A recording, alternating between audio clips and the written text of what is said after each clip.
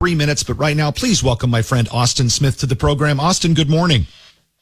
Good morning. Great to have you on board, my friend. For full disclosure here, Austin is he works for us here at KUIC, has done a great job with the promotions department. You and I have worked together on many remote broadcasts, and we've been out in the community there, Austin. And that's where I got to know you, not only as a great KUIC employee, but also as a musician and a composer and a person who's been working on soundtracks. And maybe you can set this up for us, Austin, the work that you just did on Attack of the Doc.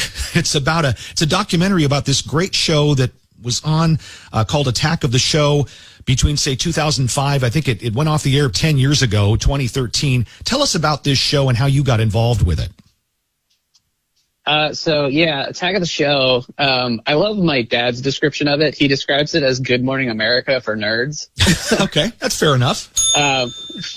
But it was kind of the hub for the show, and G4, the network that it was on, was kind of the hub for like nerd culture or like pop culture. Like you got all your news about like tech and video games and movies, comic books, like the whole nine. Kind of in an era that like where the internet still wasn't as great as it is now, basically. That's a good point because, in the early 2000s, you still had like, cable TV shows that were sort of the cutting edge, and, social media hadn't dominated yet or hadn't really even been created. So this was where you went to find out what was going on, what was hot in tech, what was nerdy and cool, Comic-Con types of things. Is that an accurate description?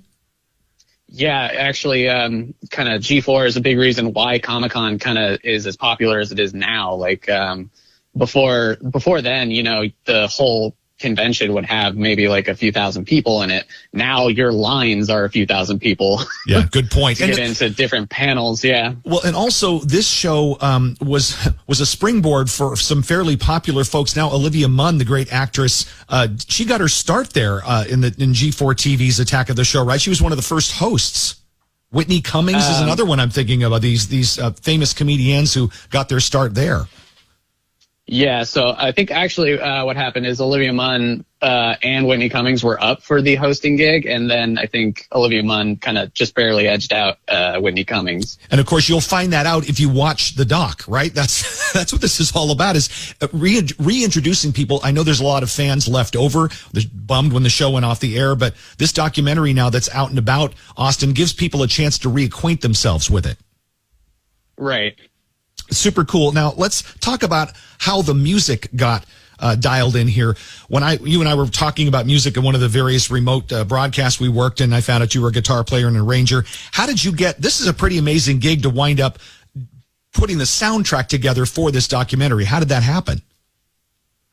So I kind of lucked into it. My friend from high school, Bobby Schwartz, who is the editor and a producer on the film, he bumped into our director, Chris Gore, by, random chance out in LA one night, and they hit it off and started working together. And then, he kept on, like, Bobby's probably the best agent I'm ever going to have. He kept on, like, sneakily playing stuff for Chris and was like, and he'd be like, hey, what is that? And he's like, that's my friend Austin. You should work with him. Nice.